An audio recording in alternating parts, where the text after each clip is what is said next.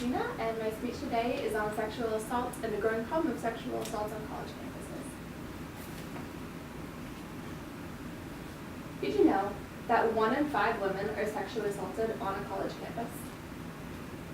And that 90% of sexual assaults often go unreported?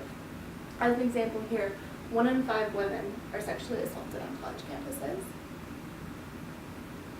Only 90% of them are unreported. These are reasons that that sexual assault cases often go unreported. They think it's not serious enough. They think that they were responsible for it. That it was unclear that a crime had ever happened to them. They didn't want anyone to know, didn't have proof of it happening, or that the police would not take it seriously. I'm here today to let you know that sexual assaults on college campuses have become a national epidemic. According to the National Sexual Violence Resource Center, women in college are 78% more likely to become sexually assaulted compared to those in the same age group that are non-students. I'm going to explain to you how this is a problem, what has caused these numbers to grow, and how we can solve this. Let's talk about the growing problem. 1 in 5 women are said to have suffered unconsented sexual attention while in college. All of these instances happen due to force, threat of force, or because they were incapacitated. These acts range from kissing, touching, to rape, according to the Association of American Universities. Of the 10% of sexual assault reports that are made, only 25% of them actually lead to arrest. As you can see here, an example of all the women that are sexually assaulted, only the small percentage of them actually lead to an arrest. These alarming statistics are concerning, seeing as though there are 10.4 million female students enrolled in college this year alone. This problem has been growing out of control and needs to be held in. Now that we've covered the problem, let's talk about what caused this. While it's nearly impossible to pinpoint a single cause of sexual assault, there are many factors that have been contributing to the epidemic. There's a rape culture that's exhibited in our society today that normalizes the objectification of women, their value, their worth, and their purpose. Men are often taught that women are inferior, they're objects of property, or not required to give consent. Despite many claims, alcohol use and drug use are not causes for sexual assault. Also, wearing provocative clothing or the inability to give consent are not causes for sexual assault. Students need to be well taught about what consent means and how no consent means it is sexual assault. Sexual assault continues to run rampant throughout college campuses because of the low report rate. If sexual assaults continue to go unreported, perpetrators often believe that they can get away with the act without any sort of consequence. As in the case of People versus Turner, he was convicted of assault with intent to rape an intoxicated woman, sexually assaulting and penetrating an intoxicated person with foreign objects, as well as sexually penetrating an unconscious person with a foreign object. Brock Turner was sentenced to 6 months in jail, which is unfathomable compared to the 14-year max sentence. He was then let out 3 months early due to good behavior. Cases like these are examples to those that prey on women.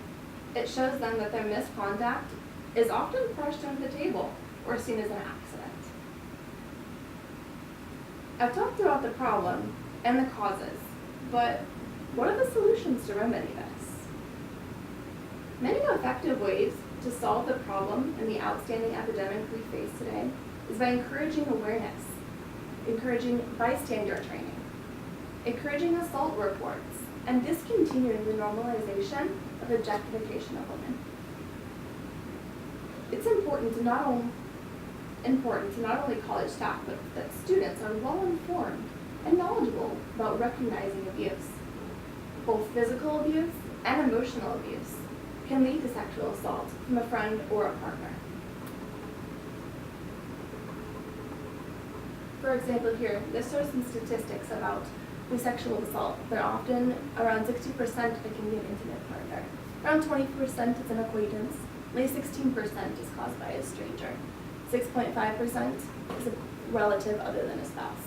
These numbers come out to a little bit more than 100 because some of the people that were participating in this study, it was more than one.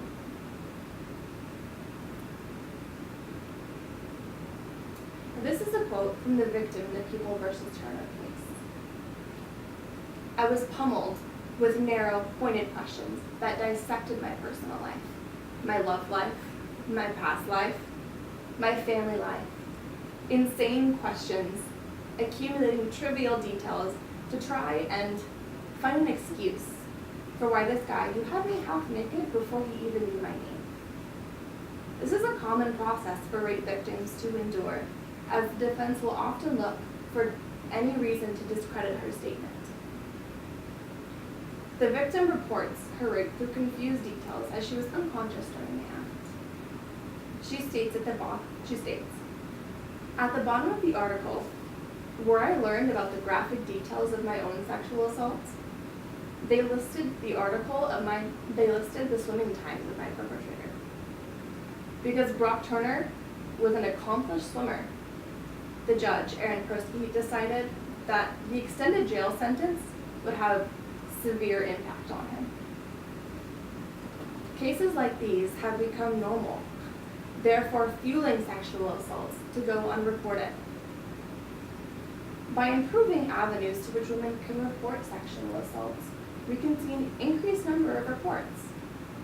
Making psychologists, or counselors, and mentors available on college campuses with little to no wait times will help encourage reporting.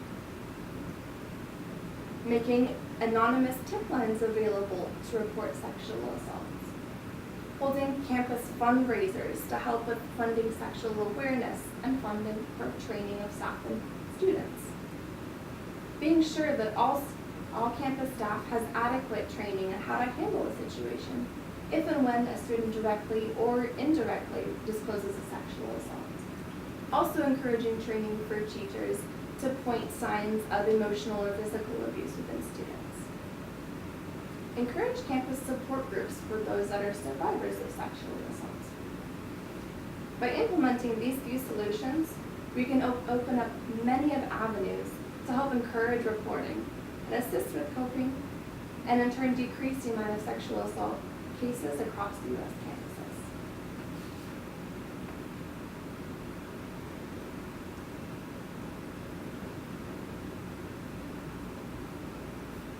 Today, I've informed you of the large, growing problem that college students face across America. 1 in 5 students are victims to sexual assault. These numbers continue to increase as there's little to no punishment for sexual assault, as they're often dismissed. I've showed you that sexual assaults on campuses have become a national epidemic, and that college students are 78% more likely to be assaulted on a college campus versus the students in their own age that are non-students. I listed a few solutions that can help decrease the number of sexual assault cases on campus. Being sure that their avenues to report sexual assault are widely known and immediately available to students. Establishing anonymous tip lines so that they can encourage the report of cases or bystanders to report crucial information.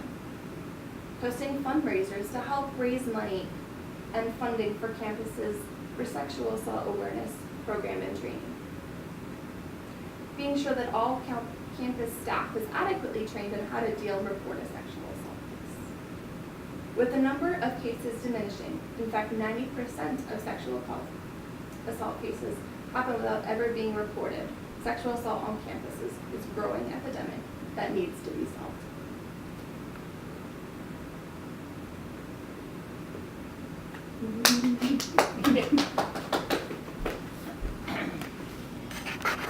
Video.